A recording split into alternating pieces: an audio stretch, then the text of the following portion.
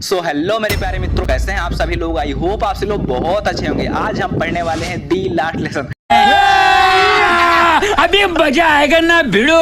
अरे भाई, ज्यादा खुश होने की जरूरत नहीं है, क्योंकि आपकी बुक का लास्ट लेसन नहीं है। एक्चुअली में जो आपकी फ्लेमिंगो बुक है उसी का जो फर्स्ट चैप्टर है उसी का नेम है दी लास्ट लेसन।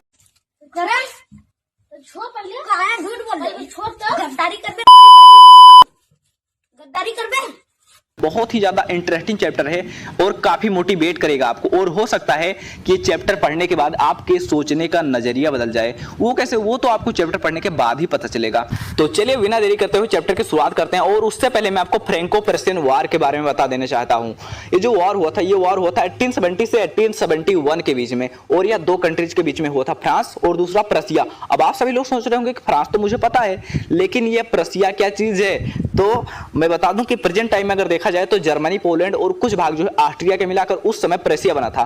तो जब इन दोनों का युद्ध होता है तो इसमें प्रसिया जीत जाता है। जीत कर वह फ्रांस के दो शहर, एक एल्सस और दूसरा लोरेन, अब इन पर प्रसिया का कब्जा हो जाता है।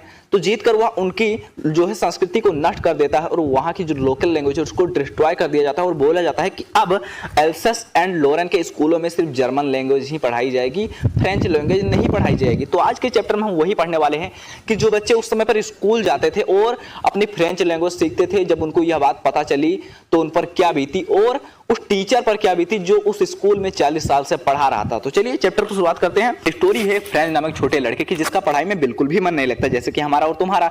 तो जब वो अपने स्कूल की ओर जा रहा होता है, वो पहले से काफी लेट हो चुका होता है। उसे याद आता है कि उसके टीचर एम हेमल ने उसे पार्टिसिपल पर याद करने के लिए कहा था, लेकिन उसे तो पार्टिसिपल का पी भी नहीं आता। तो इसलिए सोचता क्यों ना आज बंक मार दूं, क्योंकि अगर स्कूल जाऊंगा तो डांटा जाऊंगा। तो इसीलिए, और वह देखता भी है कि जो दिन है काफी सुहावना दिन है और चमकीला दिन है, और जो है जंगल के बाहरी छोर पर पक्षी चहचहा रहे हैं, आरा मिल के पीछे प्रसिया के सैनिक परेड कर रहे हैं। तो इन सब चीजों को देखकर उसका माइंड अट्रैक्ट हो जाता है, लेकिन किसी तरह वह अपने मन को शांत करके और स्कूल के लिए रवाना होता है। तो जब वह टाउन हॉल के पास से गुजरता है तो वहां पर बुलेटिन बोर्ड के सामने उसे काफी भीड़ इकट्ठी हुई दिखाई देती है। बुलेटिन बोर्ड क्या है? बुलेटिन बोर्ड एक प्रकार का नोटिस बोर्ड है जिस पर 2 सालों से फ्रांस की जो सारी बेड न्यूज है वहीं से आती रहती हैं, जैसे कि लोस्ट बैटल्स हो गए, हारे हुए युद्ध हो गए, और कहीं सुखाड़ आ गया तो उसकी भी न्यूज जो है उसी बुलेटिन बोर्ड पर ही आई थी, या कमांडिंग ऑफिसर्स के ऑर्डर हो गए। तो ये सब न्यूज जो है उसी बुलेटिन बोर्ड पर आया करती थी, यानी कि एक तरह से बेड न्यूज ही आया करती थी। तो फ्रांस होता है कि अब कौन सी आफत आ गई यार। लेकिन वह रुकता नहीं है, देखने के लिए रुकता नहीं है, क्योंकि पहले से काफी लेट हो चुका होता है। तो वह इसलिए स्कूल की ओर चल पड़ता है। और फिर जब वो जा रहा होता तो जो लुहार है वो अपने चेलों के साथ जो है न्यूज़पेपर पढ़ रहा होता है। वो पीछे से कहता है, अरे फ्रांस इतनी तेज क्यों जा रहे हो, तुम्हारे पास काफी समय है, स्कूल तुम टाइम से पहुंच जाओगे। हाँ, तो वो समझता है कि ये लोग मेरा मजाक उड़ा रहे हैं, तो इसलिए कुछ बोलता नहीं, वो चुपचाप स्कूल के लिए चल पड़ता है। तो वह चलते चलते स्कूल में एम हेमल के बगीचे के पास पहुंच जाता है। तो उसने सोच रखा था कि काफी चहल पहल होगा और तो उसी शोर के बीच में मैं जाकर अपने बेंच पर बैठ जाऊंगा, कोई नोटिस ही नहीं करेगा। लेकिन जब वह स्कूल पहुंचा तो उसने देखा, वैसे तो पढ़ाई जब स्कूल स्टार्ट होता था तो काफी ज्यादा चहल पहल होती थी, है ना, काफी ज्यादा चहल पहल होती थी, जो बाहर की गलियों में भी सुनाई देती थी। और जो बच्चे थे अपने कान को बंद करके जोर जोर से चिल्लाते थे, और जो टीचर का बड़ा रूलर जो है वो जब बेंच पर पटकते तो इन सब की आवाज जो है बाहर की गलियों में भी सुनाई पड़ती थी। लेकिन आज सब कुछ इतना शांत था जैसे कि कोई संडे की मॉर्निंग। फिर जब वो खिड़की से झांक कर देखता है तो देखता है कि जो उसके क्लासमेट्स हैं वो ऑलरेडी अपने बेंचों पर बैठे हुए हैं, और जो उसके टीचर एम हेमल है वो बड़ा सा आयरन का रूलर अपने आंख के नीचे दबाए इधर उधर टहल रहे हैं। तो काफी ज्यादा और भी डर जाता है और उससे काफी शर्मिंदगी महसूस होती है सबके सामने दरवाजा खोलकर अंदर जाते हुए। ऐसा हमारे और आपके साथ भी होता होगा। होता क्या होगा कि होता ही है ना, कि जब हम आप देर हो जाते हैं और फिर जब टीचर के सामने जाते हैं वहां पर देर हो जाती है, और फिर वहां पर हमारे क्लासमेट्स भी होते हैं, है ना, तो काफी ज्यादा शर्मिंदगी महसूस होती है उनके सामने कि हाँ मैं देर आया। तो उसे भी शर्मिंदगी ऐसी ही महसूस होती है और वो काफी ज्यादा डरा हुआ होता है। वो सोचता है कि आज तो पक्का पिटूंगा, लेकिन ऐसा कुछ भी नहीं होता। जो उनके टीचर एम हेमल है बहुत ही सुरीली आवाज में बोलते हैं, नन्हे फ्रांस जाओ अपनी सीट पर बैठ जाओ, हम तो तुम्हारे बिना ही लेसन स्टार्ट करने वाले थे। फिर वह जाकर कूदकर अपनी बेंच पर बैठ जाता है। और फिर वह नोटिस करता है कि जो उसके टीचर एम हेमल है उन्होंने अपनी सुंदर सी हरी वाली कोट पहन रखी है, अपनी झालरदार शर्ट और अपनी कढ़ाई की हुई छोटी सी टोपी पहन रखी है। ऐसा वो पहले कभी नहीं पहनते थे। जब जब कोई स्कूल में कोई इंपॉर्टेंट ओकेशन होता था या फिर प्राइज वितरण का दिन होता था तभी वो पहनते थे। तो इसलिए सब कुछ उसे अजीब लगता है। और फिर वह देखता है कि जो उसके कमरे की पिछली वाली बेंचें थी हमेशा तो खाली रहती थी, लेकिन आज उन पर देखता है कि जो गांव का ओल्ड हाउजर है अपनी तिकोनाकार टोपी पहने हुए बैठा हुआ है। और फिर देखता है जो भूतपूर्व मेयर है और भूतपूर्व पोस्टमास्टर है और भी बहुत सारे जो लोग हैं वो चुपचाप एकदम शांत कमरे में पिछली वाली बेंचों पर बैठे हुए हैं। फिर वो देखता है कि जो हाउजर है उन्होंने एक ओल्ड प्राइमर लाया है। ओल्ड प्राइमर एक तरह से पोथी पत्रा होता है, जैसे कि आप पिक्चर में देख ही सकते हो, है ना। तो वो जो हाउजर है उसे खोलता है और उसे अपने घुटनों पर रख लेता है। उसके जो चश्मे थे उसके बीच में पड़े होते, पन्नों के बीच में पड़े होते। इतना सब कुछ वो सोच ही रहा होता तभी उसके जो टीचर हैं हम लोग खड़े हो जाते हैं और बोलते हैं, मेरे बच्चों यह तुम्हारा अंतिम पाठ है जो मैं तुम्हें पढ़ाने वाला हूँ। बर्लिन से ऑर्डर आया है कि अब अल्सस और लोरेन के स्कूलों में सिर्फ जर्मन लैंग्वेज ही पढ़ाई जाएगी। जो नए टीचर हैं वो कल से आ जाएंगे। यह तुम्हारा अंतिम फ्रेंच लेसन है, इसीलिए मैं चाहता हूँ कि आप सभी लोग अच्छे से ध्यान दें। इतना सुनकर वह शॉक्ड हो जाता है। अरे अभागे लोग, तो उन्होंने टाउन हॉल के पास के नोटिस बोर्ड में यही लगा रखा था। अब उसे समझ में आता है कि जो बुलेटिन बोर्ड था उस पर यही लिखा हुआ था कि अब एल्सस एंड लोरेन के स्कूलों में से जर्मन लैंग्वेज ही पढ़ाई जाएगी। तो इसीलिए वो और भी ज्यादा दुखी हो जाता है। इतना सुनकर फ्रेंच को ऐसा लगता है जैसे मानो उसके ऊपर पहाड़ टूट पड़ा हो। वो सोचता है मेरा अंतिम फ्रेंच लेसन, लेकिन क्यों? अभी तो मैंने बहुत कठिनाई से लिखना जाना था, क्या मैं और नहीं सीख पाऊंगा? ओह कितना दुखी था मैं अपने पाठ याद ना करने की वजह से। अपने पाठ याद करने के बजाय पक्षियों के अंडे खोजने और सार पर स्लाइडिंग करने के लिए।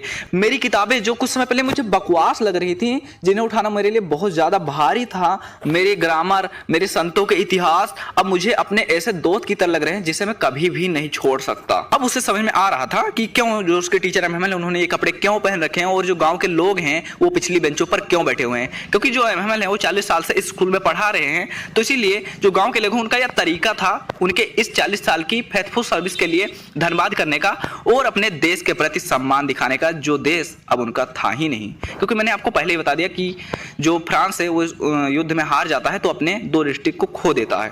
ठीक है, वो इतना सब कुछ सोच ही रहा होता है तभी उसे अपना नाम सुनाई देता है फ्रांस, और फिर वह खड़ा हो जाता है। अब सुनाने की बारी उसकी थी और फिर हो सकता है हे भगवान मैं पार्टिसिपल के नियमों को अच्छे से सुना पाऊं, इसके बदले में उससे कोई कुछ ले ले तो मैं देने के लिए तैयार हूं। लेकिन वो अपने पहले ही वर्ड पर हकबका जाता है और डर के कारण बेंच पकड़कर सिर नीचा करके खड़ा हो जाता है और सोचता है आज तो पक्का पिटूंगा। लेकिन ऐसा कुछ भी नहीं होता। जो उसके टीचर एमएमएल हैं बहुत ही अच्छी टोन में उससे कहते हैं कि मैं तुम्हें डांटूंगा नहीं फ्रांस, तुम्हें पहले से ही काफी ज्यादा बुरा लग रहा होगा।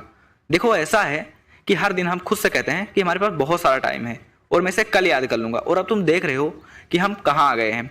अरे एल्सस के साथ यही सबसे बड़ी प्रॉब्लम है कि वो हर काम को कल पर टालती है। अब जो बाहर के लोग होंगे उन्हें तो यह कहने का अधिकार होगा कि तुम फ्रेंचमैन हो या फ्रेंचमैन होने का बहाना बनाते हो, तुम अपनी लैंग्वेज लिख भी नहीं पाते हो, ना ही अपनी लैंग्वेज पढ़ पाते हो और तुम खुद को फ्रेंचमैन बोलते हो। बात तो एमएमएल ने एकदम 100% की सही कही कि जो फ्रेंच नामक लड़का है उससे अगर कोई कहे तुम फ्रेंच हो तो मुझे फ्रेंच लैंग्वेज लिख कर दिखाओ, तो नहीं बता पाएगा। क्यों? क्योंकि उसे आता ही नहीं ना।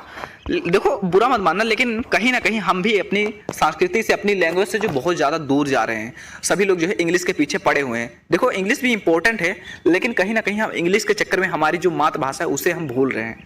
तो इसीलिए इंग्लिश के पीछे मत भागो, अपनी मातृभाषा से जुड़े रहना चाहिए। ठीक है, मैं ज़्यादा नहीं बोलूँगा नहीं तो तुम लोग भाग जाओगे। ठीक है, फिर एमएमएल उससे कहते हैं कि लेकिन तुम बुरे नहीं हो फ्रांस कि जो तुम हर काम को कल पर टालते हो और फिर पूरा नहीं करते हो। इसके लिए दोष देने के लिए हमारे पास बहुत सारे कारण हैं, जैसे कि तुम्हारे माता पिता भी बहुत ज़्यादा इंटरेस्ट नहीं थे तुमको पढ़ाने के लिए। वो तुम्हें किसी खेत में या मिल में लगाना चाहते थे ताकि उन्हें थोड़े से पैसे मिल सकें, और इसके लिए मैं खुद को भी दोषी ठहराता हूँ। क्या मैंने तुम्हें पाठ पढ़ाने के बजाय मैंने तुम्हें अपने पौधों को पानी देने के लिए नहीं कहा? क्या मुझे जब फिशिंग के लिए जाना होता था मैंने तुम्हें छुट्टियां नहीं दी? तो इसलिए मैं खुद को भी दोषी ठहराता हूं। फिर एक बात से दूसरी बात करते हुए एमएमएल फ्रेंच लैंग्वेज के बारे में बताते हैं और बताते हैं कि यह संसार की सबसे ज्यादा ब्यूटीफुल लैंग्वेज है, सबसे क्लियरेस्ट और सबसे लॉजिकल लैंग्वेज है। हमें इसकी रक्षा करनी चाहिए और हमें इसे संभाल कर रखना चाहिए। क्यों? क्योंकि जब कोई गुलाम होता है ना, तो जब तक वह अपनी भाषा से जुड़ा हुआ है, अपनी मातृभाषा से जुड़ा हुआ है, तब तक मानो ऐसा है कि उसके पास अपने कैद की चाबी उसके पास हो। इसलिए एमएमएल बताते हैं कि हमें इसकी रक्षा करनी चाहिए। उसके बाद उसका ग्रामर का पार्ट होता है और यह देखकर वो एकदम शॉक्ड होता है कि वह कैसे इतना आसानी से सब कुछ समझ रहा था, और यह भी नोटिस करता है कि जो उसके टीचर एमएमएल है उन्होंने भी कभी भी इतने अच्छे से नहीं पढ़ाया। और आज ऐसा लग रहा है कि जैसे वो बेचारा आदमी आज जाने से पहले अपनी अंतिम पार्टी में सब कुछ हमारे दिमाग में ठोंक देना चाहता है, जो कुछ वह जानता है। तो ऐसा लग रहा था उससे। ठीक है, उसके बाद राइटिंग की क्लास होती है और आज एमएमएल के पास नई कॉपियां थी राइटिंग के लिए, जिन पर बड़े अक्षरों में फ्रांस एल्सस लिखा हुआ था, और वो टेबल पर, मेज पर, बेंचों पर इधर उधर ऐसे लग रहा था मानो कि झंडे गड़े हों। ठीक है, और अगर तुम वहां पर होते, फ्रांज बोलता है कि अगर तुम वहां पर होते तो यह देखकर एकदम शॉक्ड हो जाते कि कैसे जो है कॉपी पाने के बाद सभी लोग अपने काम में जुट गए बिना कोई शोर शराबा किए। क्योंकि आप लोग खुद ही अपने क्लास में ही नोटिस किए होंगे, जब टीचर कोई वर्क देते हैं, क्लास वर्क देते हैं, तो इतना ज्यादा शोर शराबा होता है, लेकिन वहां पर ऐसा कुछ भी नहीं था। वहां पर सिर्फ एक ही आवाज आ रही थी, वो भी कागज पर पेन के चलने की आवाज। हाँ, बीच में ऐसा होता है कि जो कुछ कीड़े हैं वो उड़कर कमरे के अंदर आ जाते हैं, लेकिन कोई भी उन पर ध्यान नहीं देता है और चुपचाप सभी लोग अपने काम में बहुत ज्यादा बिजी थे। और छत के ऊपर कबूतर जो थे गुटरुगु कर रहे थे। तो फ्रांस सोचता है क्या जो ये प्रशियाई प्रशासक हैं अब इन कबूतरों को भी जर्मन में गुटरुगु करने के लिए बोलेंगे। फिर फ्रांस जब कभी अपनी कॉपी से सिर उठाकर देखता है तो देखता है कि जो उसके टीचर है एमएमएल है बहुत ही दुखी हैं और वो कमरे की सभी चीजों को घूर रहे हैं, एकदम टकटकी लगाए। ऐसा लग रहा है कि जैसे मानो वो कमरे की सभी चीजों को जाने से पहले अपने दिल में बसाकर ले जाना चाहते हो। क्योंकि जो उनके टीचर एमएमएल हैं वो 40 साल से उसी स्कूल में पढ़ा रहे थे, सेम उसी जगह पर खिड़की के बाहर उनका बगीचा था और बगीचे के ठीक सामने उनकी क्लास। कुछ भी नहीं बदला था। बदला क्या था कि जो बेंचेस थी वो घिस घिस कर चिकनी हो गई थी, अखरोट का जो पेड़ था वो बड़ा हो गया था और होबाइन एक तरह की लता होती है, बोले तो लता ही होती है, ठीक है, तो उसे एमएमएल ने अपने हाथों से लगा था। अब वह खिड़की के सहारे वह छत तक पहुंच गई थी। तो इन सबको छोड़ते हुए उसे कितना दुख हो रहा होगा, है ना। और एमएमएल की बहन ऊपर कमरे में ट्रंक में सारा सामान पैक कर रही थी क्योंकि उन्हें अगले ही दिन देश छोड़कर जाना था। ओ भाई साहब, कितना दुख हुआ होगा ना उसे। आप ही सोचो, आप जहाँ रह रहे हो, जिस स्कूल में आप पढ़ रहे हो, जिस गांव में रह रहे हो, जिस घर में रह रहे हो, उसे एकदम से छोड़ने के लिए बोल दिया जाए, कितना दुख होगा ना। बहुत ज़्यादा, मुझे तो बहुत ज़्यादा होगा, इसलिए वह भी बहुत ज़्यादा दुखी होता है। उसके बाद हिस्ट्री की क्लास होती है और फिर जो बेबीज थे उन्होंने बाबीबे पढ़े और जो ओल्ड हाउजर था वो अपना पोथी पत्र निकालता है और पढ़ने की कोशिश करता है, लेकिन वह पढ़ नहीं पाता है और रोने लगता है। आप देख सकते होंगे कि वह भी रो रहा था, एक तरह से रो ही रहा था, बहुत ज़्यादा वो भी इमोशनल था, रो रहा था। उसे देखकर काफ़ी ज़्यादा हंसी आ रही थी, लेकिन एक तरह से रोना भी आ रहा था। अरे कितना अच्छे से याद है मुझे अपना द लास्ट लेसन। फिर खिड़की से प्रशियाई सैनिकों के परेड करने की आवाज़ सुनाई देती है और फिर एमएमएल जो है अपनी कुर्सी छोड़कर एकदम से खड़े हो जाते हैं। मैंने उन्हें इतना लंबा पहले कभी नहीं देखा था। फिर वह कुछ बोलने की कोशिश करते हैं, मेरे मित्रों, मैं लेकिन वो कुछ बोल नहीं पाते हैं। ऐसा लगता था जैसे उन्हें किसी ने रोक रखा हो।